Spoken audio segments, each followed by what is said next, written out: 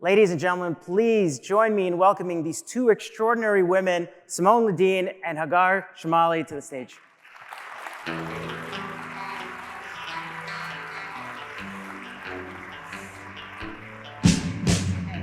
you so much. Thank you. Thank you, Mo. Thank you for having me. Of course. All right, ladies, thank you for joining us. So just maybe before we dive in, allow me to give you a little bit of backgrounds on each of your stories, and I'll just try to be brief. So Simone, immediately on my left, built his career, and it's really as intense as it sounds.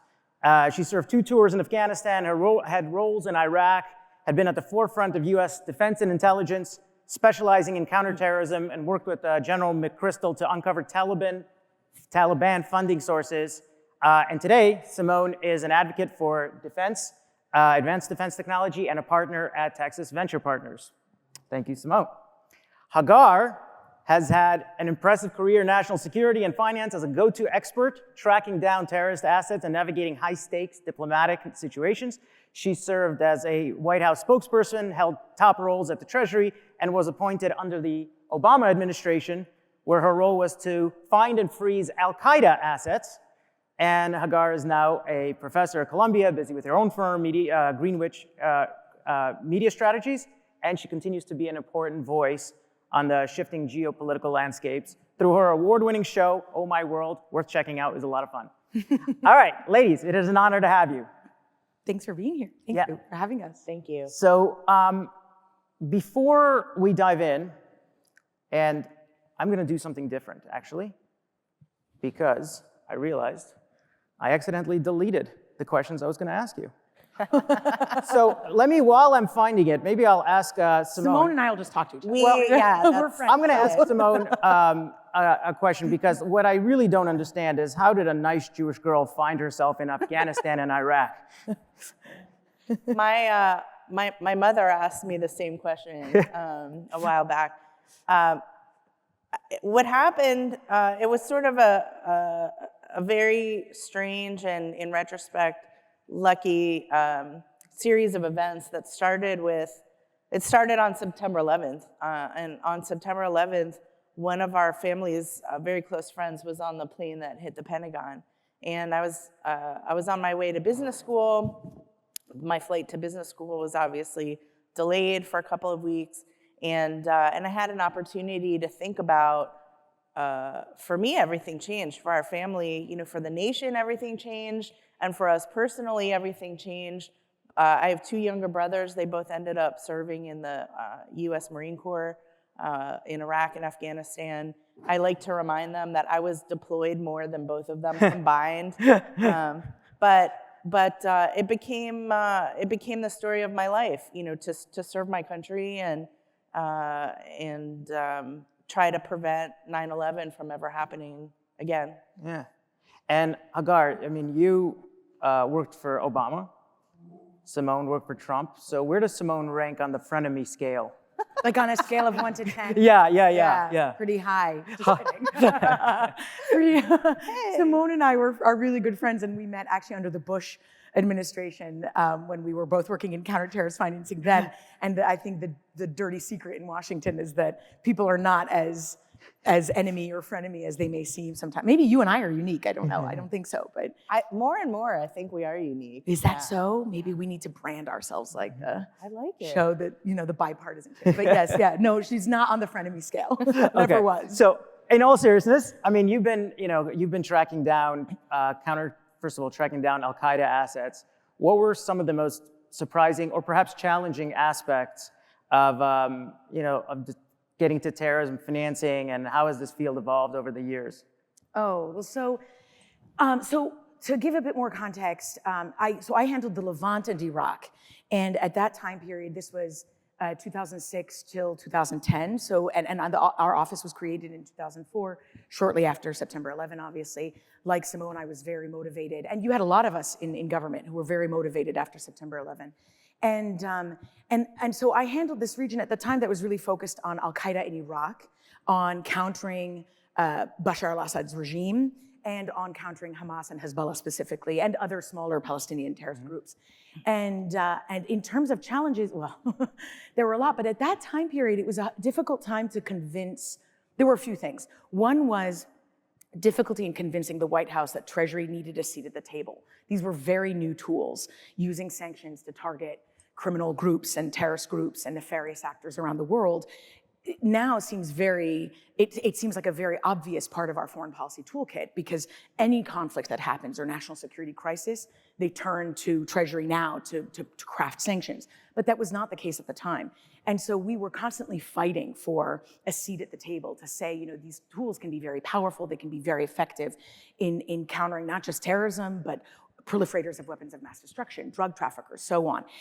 So that was one big challenge at that time. And then another one was convincing financial institutions, international financial institutions, that compliance, I know a lot of people in this room are gonna roll their eyes when I say this, but that compliance shouldn't be viewed as this a financial burden, that it should be viewed as, you guys are on the front lines of this effort, and you have to be, because if you're not, you're going to find yourself in violation of sanctions, or you're going to find yourself with an enforcement action.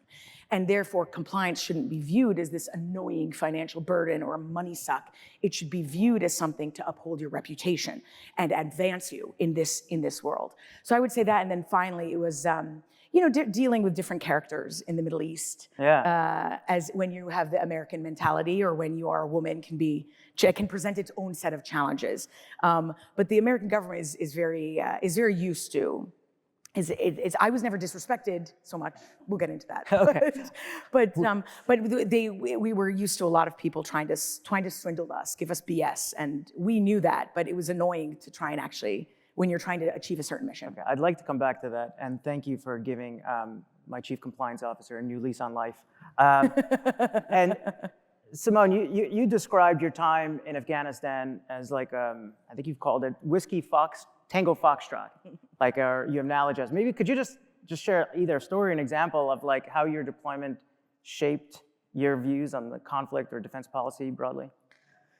Yes. So the reference to Whiskey Tango Foxtrot, in case you haven't seen it, it's kind of a funny movie with Tina Fey, where she plays a female war correspondent in Afghanistan, and hijinks ensued. But that movie is after you, isn't it? It was. I watched it, and I'm like, wait, that happened to me. But yeah, I think, it's kind of interesting being up here with you, Hagar, because your background is in policy, and so some of us were kind of out there I worked in policy for a minute, but really executing against the policy. So I think really there were a couple of things that we learned out there. Number one, the charities, were kind of dual-use institutions. These religious charities were funding legitimate, charitable activities and also terrorism. And there was a minute where the US government had the risk appetite to actually, reach out to these charities and say, we're gonna, fine you, shut you down, et cetera, if you don't stop what you're doing. I think that there was a very limited period where that actually, the US government did have the appetite to do that. And I'll give you kind of a strange example. This is not from Afghanistan, but I had the opportunity to do an intelligence exchange in Indonesia years ago now. And they had asked me to come and present to them, their counterterrorism police, on how terrorist money moves in Indonesia. Well, one of the main ways is through their madrasas, which they call pesantren in Indonesia. And innocent me, without a lot of cultural knowledge of Indonesia, showed up and gave this presentation, and I started a riot. Legitimately started a riot in Jakarta about this, because the pesantrens are like an important part of their culture, an important pillar of their kind of religious practice, and here I was basically just trashing it. So that was a lesson learned, and a very kind of interesting dichotomy that really struck all of us as time passed. How do we get after this problem when actually these entrenched institutions are being used to further this extremism that we're combating, we're trying to combat? And just, Hagar, I want to come back to you for a second. I mean, what you were describing earlier about sort of compliance, how should today's investors approach this risk? Like, of unknowingly funding illicit activities. I mean, on the charitable side, I actually would love to hear, Simone, your thoughts on that as well, but maybe start from an investment point of view.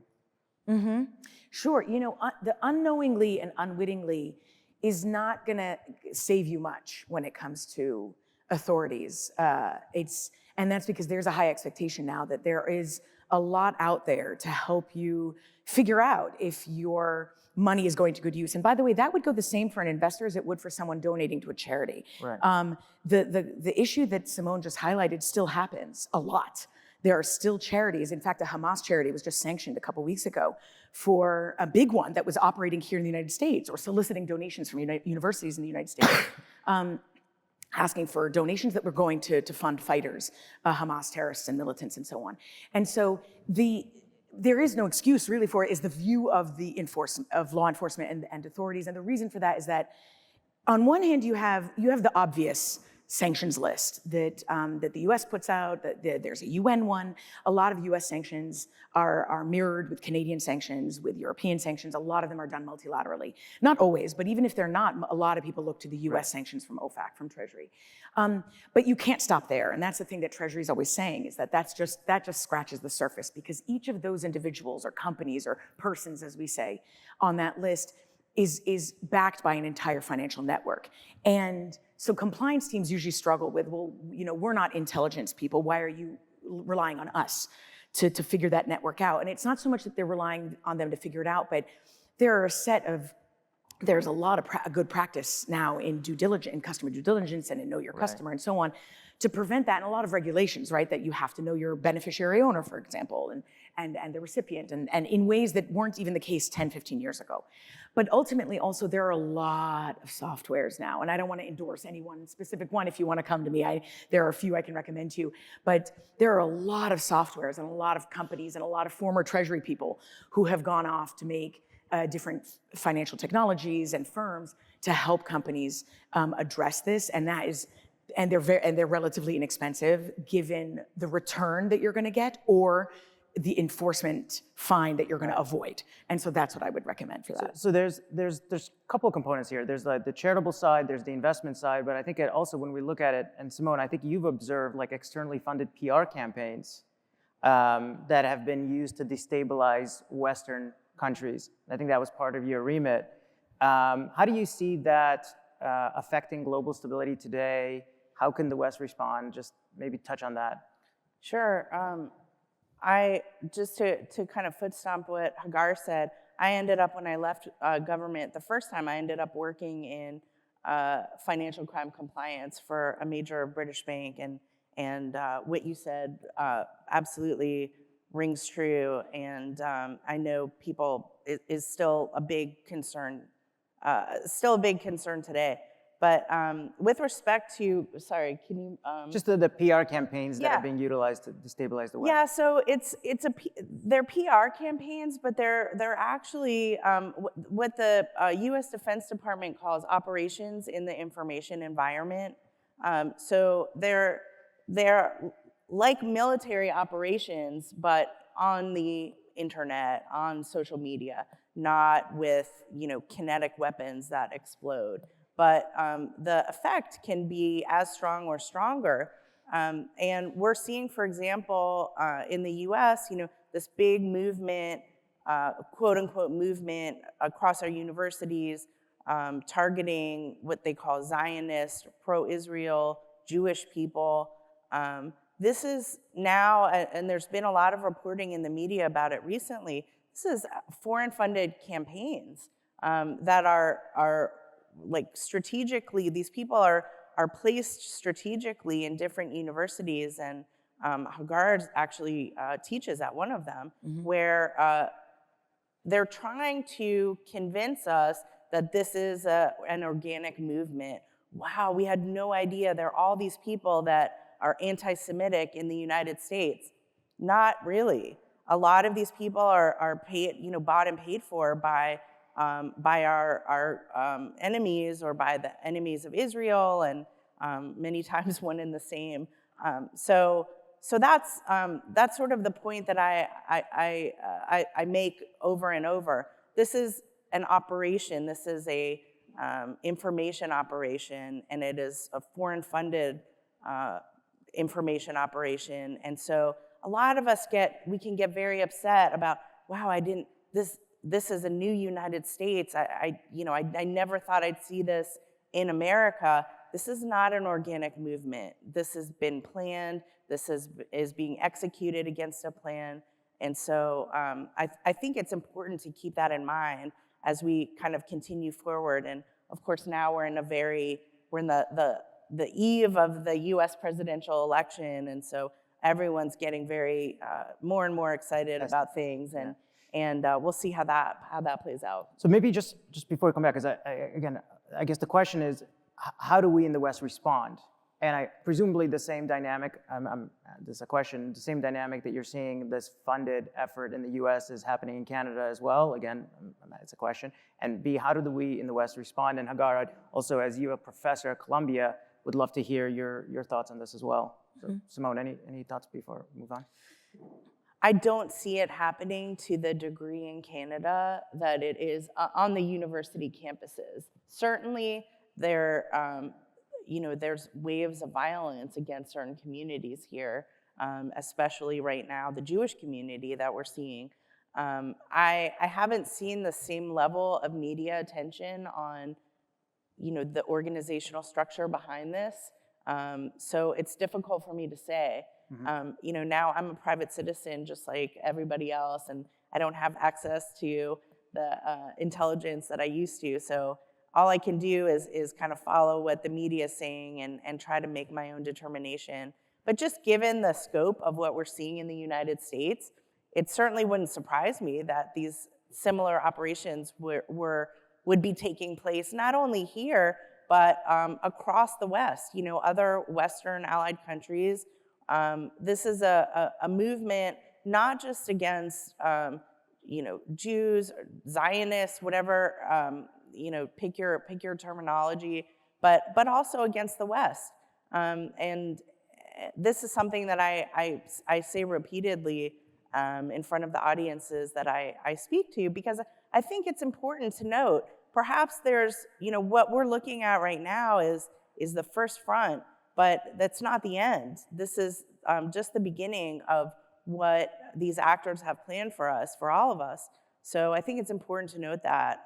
And I think right now, outside of Israel, where this is playing out the most is on US college campuses. Yeah, Hagar, anything to add on that? So Simone gave a really good summary of that. And as she noted, I teach a course at the School of International and Public Affairs at Columbia University, which is where I went. I went to Barnard College for undergrad and SIPA for graduate, my graduate degree.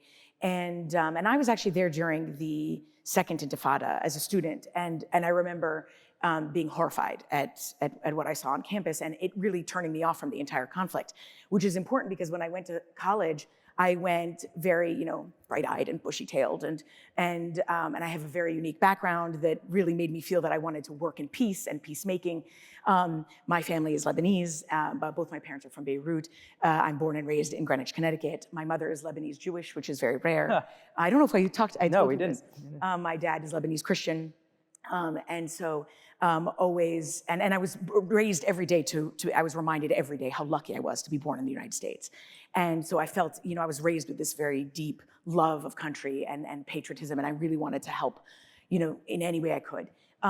So it will not surprise you that I am in the minority at Columbia in my views. I have been quite public on my views because I believe that well, first of all, I don't believe that universities should be the arbiter of the US Constitution. I don't understand that. I understand academic freedom and freedom of speech, but freedom of speech comes with guardrails. And also, by the way, there are laws around freedom of speech. It's not just like that anybody can say anything anytime they want.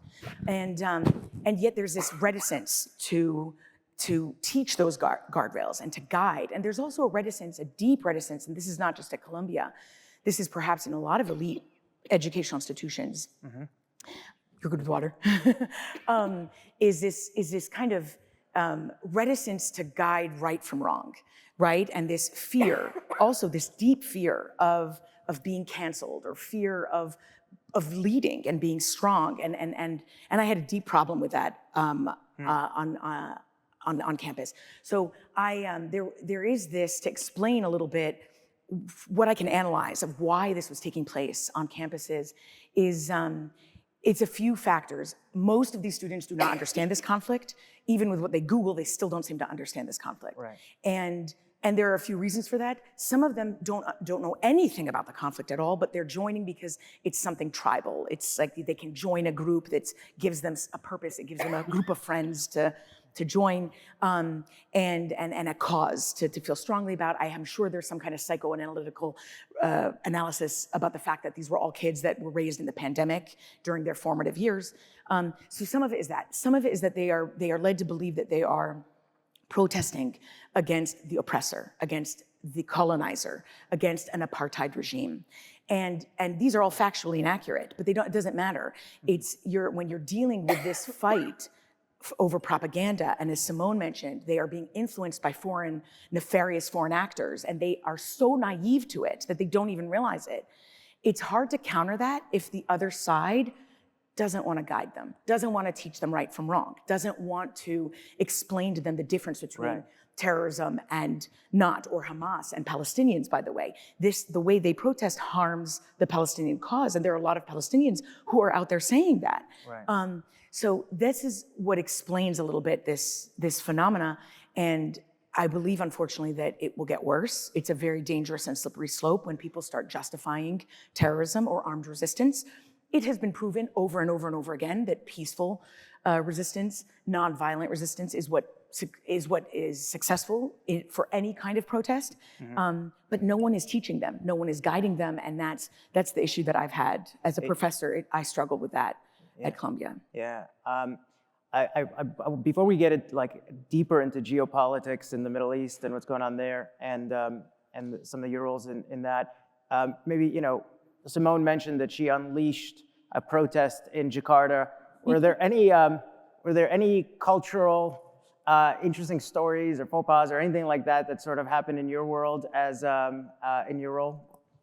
In mine, okay. Yeah. So I have a couple. I have one of them that I love to share that my boss at the time still shares, and he was my boss for both of these stories.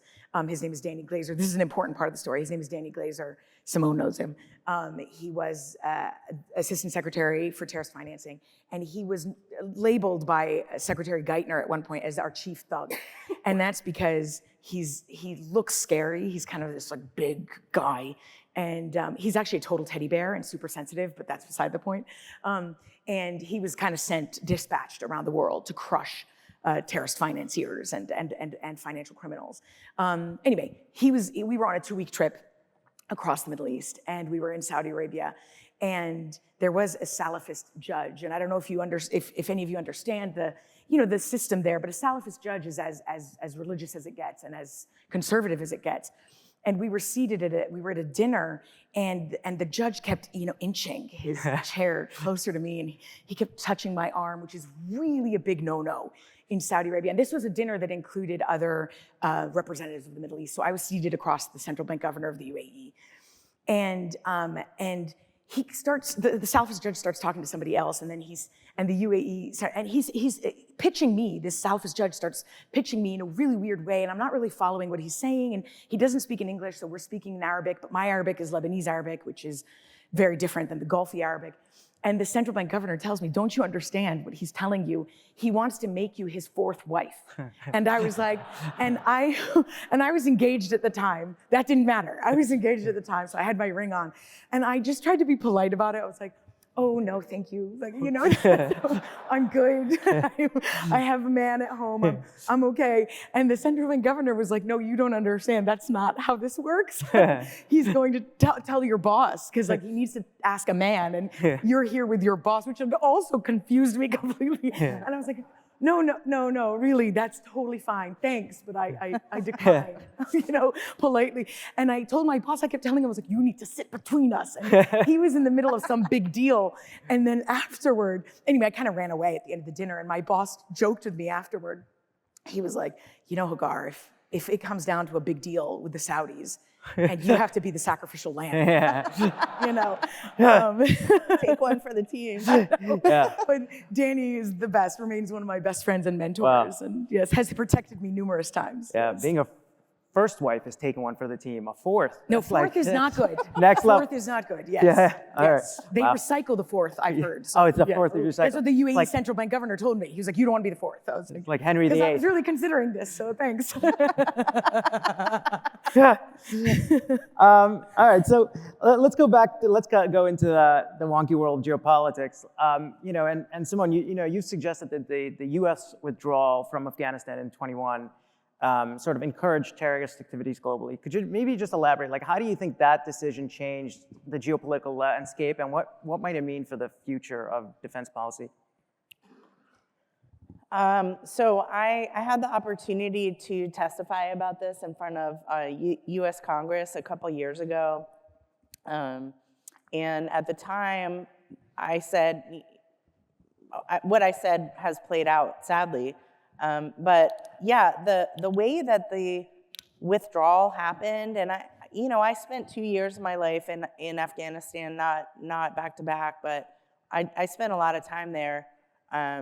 And I think any of us who served there probably would tell you that the way we were fighting that war was we were either going to stay there forever or we were going to leave. But the way that we left was significant, and I think has been reverberating and will have repercussions far beyond our lifetimes, unfortunately. So, number one, I think the way that we left, the fact that we pulled our military out first, the fact that we abandoned Bagram Air Base, which is the largest air base between Russia and China. We just left it. There's a lot of discussion about, well, Trump, and Trump. When Trump left office, we still had troops in Afghanistan, and to me, that speaks for itself. I was not in favor of the Doha Agreement. Anyway, that's a whole other conversation. But what are the second order ramifications of that? I mean, October 7th, perfect example. So terrorists of the world looked at the U.S. and its allies being defeated in Afghanistan. And again, it didn't have to look like that. That was a choice that our administration made to leave that way and make it look, it was a defeat, the way that we handled it. And we lost 13 service members on our way out. This was the images of the planes taking off with Afghans holding on to the wings. The fact that we left Americans behind. We left so many of our Afghan allies behind that we had people like me had looked at them in the face and said, we got your back. You have our back. We've got your back. We didn't. And a lot of us actually struggle with moral injury from that to this day. But yes, it emboldened these extremists around the world that said they said to themselves, victory is possible. Look at what the Taliban have done. Not only have the Taliban defeated the United States of America and NATO, but we also left them a massive gift, which was all of the military equipment that we abandoned. And so, yeah, do I think October 7th, for example, is directly related? I do believe it's directly related. I think that once the realization hit that we were defeated in this huge battle that we'd been engaged in, this war we'd been engaged in for 2 decades, it was like game on. And so the U.S. has lost its will to fight. I'm sure you've heard that. A lot of people say that. And so it's been sort of game on, unfortunately. And there's now this resurgence of terrorism across the world. If you look at what's happening in Afghanistan today, we're back to many different organizations having training camps there. planning attacks. You've got the Houthis actually, the Houthis, an inbred mountain tribe that's actually disrupting global trade. None of this would have happened without again, not the fact of the withdrawal, but the way that it was executed, the way that it was carried out. And I think, again, we're going to see reverberations of this continuing for the rest of our lifetimes, unfortunately. Yeah, and it's an interesting perspective. And Hagar, like when you look at today, what do you see as the greatest national security threats and why? So this could be a dissertation question, but I'll try and sum it up in like 4 points. And in order, I think China poses the greatest national security threat to not just the United States, to the West, to democracies, to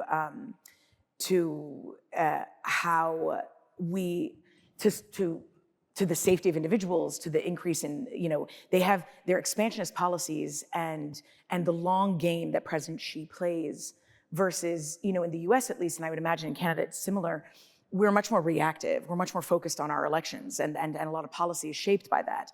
But when you're looking so short term and you're dealing with dictators that have no expiration date on their timeline, they can operate in the very long term to sow chaos, to infiltrate elections, to expand their behavior in the South China Sea, to effectively, influence all of Africa, for example. That's a continent where you're seeing this struggle play out. So China, I would put at number one.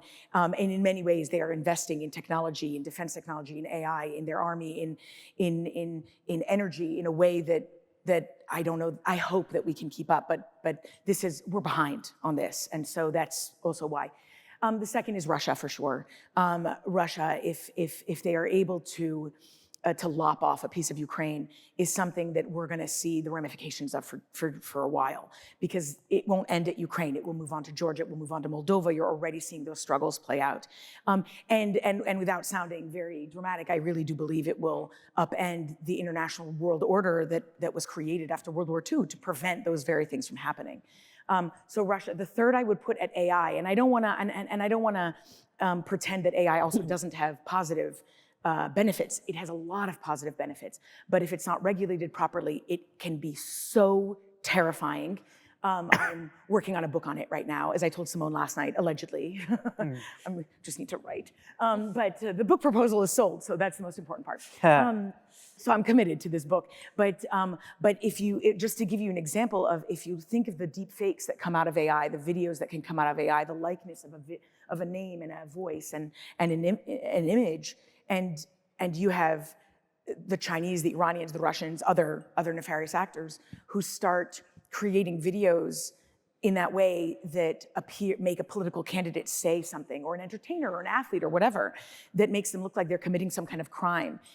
The way social media works and the way propaganda works, the way it is right now, that is very hard to combat. And the only reason right now they failed is because they are weak at it, because there are tools to detect when it's badly done, and that's because they don't do it themselves. But when they create their own mechanism of crafting these AI tools, they will succeed at that. And so that's extremely concerning. And then the fourth I would put as the situation in the Middle East, which people are always surprised that I rank it at 4. Would you agree with my ranking? What do you think? I mean, not fully. The reason I put the Middle East as 4th, is more why it's on at all is because we are seeing the export, people inspired by terrorism, as Simone mentioned. This is, I don't think I expected 20 years later that we'd be in this situation where the message is very much that we are projecting weakness. The US, Western governments are projecting weakness, and it is because of this sense that there's a lack of will to fight. And terrorists and dictators by nature always work to see where the red line is. They push as far as they can to see where the red line is until somebody militarily intervenes. The only language they understand is the military. And if the US appears, or big governments around the world, the G7, if they appear as though they're not actually willing to expend those resources, then they poke to see how far can that red line go. And right now that red line is very blurry, and you're seeing it. And I really fear that the inspiration that people have, these lone wolves inspired by ISIS, by Hamas, by others, the havoc that could wreak is really difficult.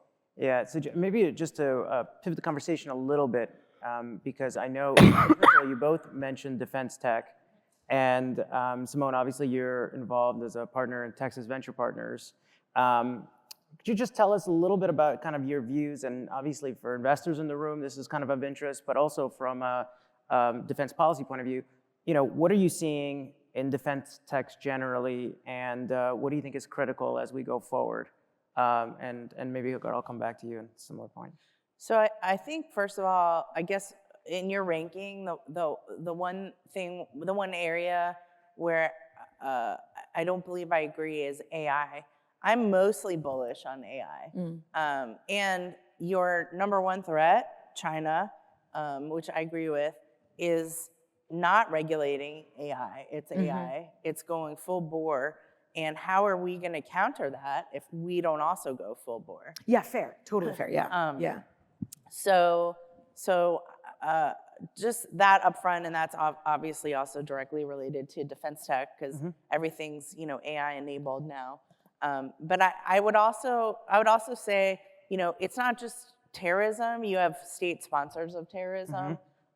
Iran being kind of the first and foremost, and a lot of these problems that we're seeing, a lot of the chaos and violence in the Middle East is actually fomented by Iran and funded by Iran, and they're the puppet master, and so I think like a better outlook for that would be dealing with that problem directly. But with respect to defense technology, there's a really exciting thing happening right now. A lot of people argue that there's a bubble. Perhaps there is in some sense, but there are also multiple countries engaged in warfare in new ways right now. So Ukraine obviously being one, Israel obviously being another.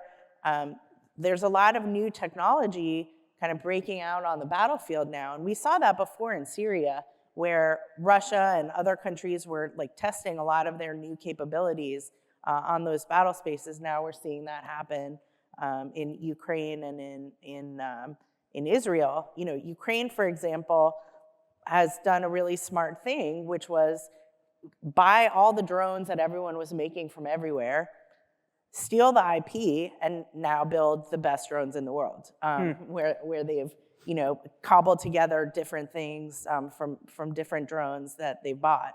So a couple of us, probably more than a couple, saw this a couple years ago, saying, well, let's see, I bet you the drone industry in Ukraine will be the best in the world. And anyway, yes, so now we're facing this sort of new era. People look out at this new drone era, this new, not just aerial drones, but also drones, undersea drones, like subs, unmanned subs, for example. That's another kind of big area. There's some companies in the US that are actually just reached a $1 billion valuation. Some people are still not sure why. I'm one of them, but it's cool. It's exciting. And I think bottom line, the way that we've been fighting war until now is obsolete. Also because one of the main reasons for this is the cost is prohibitive, and the timeline for creating a lot of the things that we've been using until now in this kind of post-World War II or Cold War era, things have changed now, and the battlefield has changed, and we're not going to be using those things in the future. And by the way, part of the reason why is we can't build them fast enough. We're looking at China, how quickly they're building things. Frankly, a lot of the IP was stolen from the West, and we allowed it, and now they're building their version of what we have faster, much more quickly, and many more of them. And so we have to adapt to that as well. But from the U.S. perspective, I'll just close with this. There's a website that the Department of Defense has published where there's I think now we're up to 14 kind of critical technology areas that the DoD has kind of put out there for, these are our critical areas for investment. And so for investors, we take a look at those 14 critical areas, and I wouldn't say wholly, but it can affect an investment decision. Are you in one of these areas? Is your tech part of this or not? Because obviously, you're more likely to get traction with some new tech that is in one of those spaces. So, but I'm so excited about this area. I could talk about it for the rest of the day. So I'll stop there. All right, maybe one last quick question just before we do maybe a little bit of a rapid round. And again, I think, Hagar, you've obviously had experiences in both the Obama administration and the Bush administration. So you've sat in both. As we're kind of approaching the 24 elections next week, I guess, what are you seeing in terms of, let's say, just counterterrorism or international alliances that might form or not form as a result of either candidate? So, I came from a unique era, Simone too. I mean, when I met Simone as well 20 years ago, I started under the Bush administration as a civil servant. And when Obama became president, he asked our leadership at Treasury for terrorism and financial intelligence to stay on. And so that was Under Secretary Stuart Levey, who stayed 2 years under Obama. And that's because this issue generally has very strong bipartisan support. And it still has strong bipartisan support, but as it has become a stronger tool of foreign policy, obviously it becomes more politicized. The issue, where I see the biggest divergence, first, there is very unanimous support in Washington against terrorism and terrorist groups and operating on them. Where I see a divergence first is on Iran. If you have, the approach toward Iran is going to, in my opinion, differ greatly depending on who becomes president. And that was the case 4 years ago as well. And you saw that play out, right? Like Biden had said, I want to redo the nuclear deal and so on. And even though now that deal seems very much off the table, I don't find the administration has been very strong in its rhetoric on that. And even when there were the protests, the Mahsa Amini protests, the Woman Life protests, which was a great opportunity to say, to lend support to the protesters by saying, we're not going to deal with this regime at all, ever, in any context. And they couldn't even say it then. And now they use the same talking point, which is like, oh, but this is not the deal. This is not the issue now. Well, yeah, but then you're leaving the door open. And for a regime that has caused all the problems that we're seeing in the Middle East, as Simone said, and is one of our greatest global national security threats. So I believe that the approach to that will be different. And if the approach to Iran is different, then that automatically means that your approach to certain terrorist groups is a little bit different. Counter-terrorist financing is always going to be a big part of it. What the FBI and DHS do to thwart terrorist attacks is always going to be high on the priority list.